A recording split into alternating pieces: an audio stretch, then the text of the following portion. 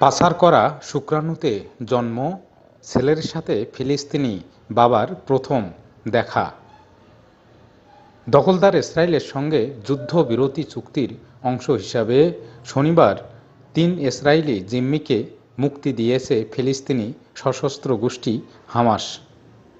চুক্তির শর্ত অনুযায়ী একই দিন ১৮০ জনের বেশি ফিলিস্তিনিকে নিজেদের কারাগার থেকে মুক্তি দিয়েছে ইসরায়েল, যাদের একজন হলেন পশ্চিম তীরের বৃদ্ধ আলী নাজ্জাল। মুক্তি পাওয়ার পর নিজের শিশু সন্তানকে জীবনে প্রথমবারের মতো দেখতে পেয়েছেন এই ফিলিস্তিনি।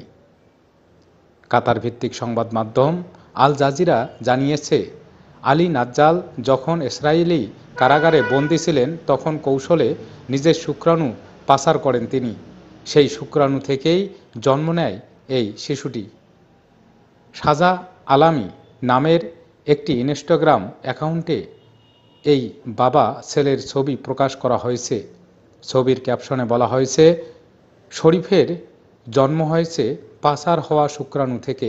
আজ প্রথমবার সে তার বাবা মুক্তি পাওয়া বন্দী আলী নাজ্জালকে জড়িয়ে ধরেছে।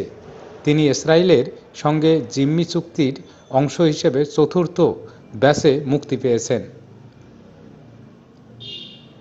২০২৩ সালের ৭ অক্টোবর দখলদার ইসরায়েলের বেশ কিছু অবৈধ বসতিতে হামলা চালায় ফিলিস্তিনি সশস্ত্র গোষ্ঠী হামাস ও ইসলামিক জিহাদের যোদ্ধারা।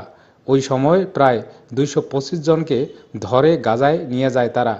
আল আকসা ফ্লাড নামের ওই হামলার পর হামাস জানায়, তারা যে কয়জনকে গাজা থেকে ধরে নিয়ে এসেছেন তাদের মাধ্যমে ইসরায়েলি কারাগারে আটকে থাকা প্রায় সব ফিলিস্তিনি বন্দীকে ছাড়িয়ে আনতে পারবেন।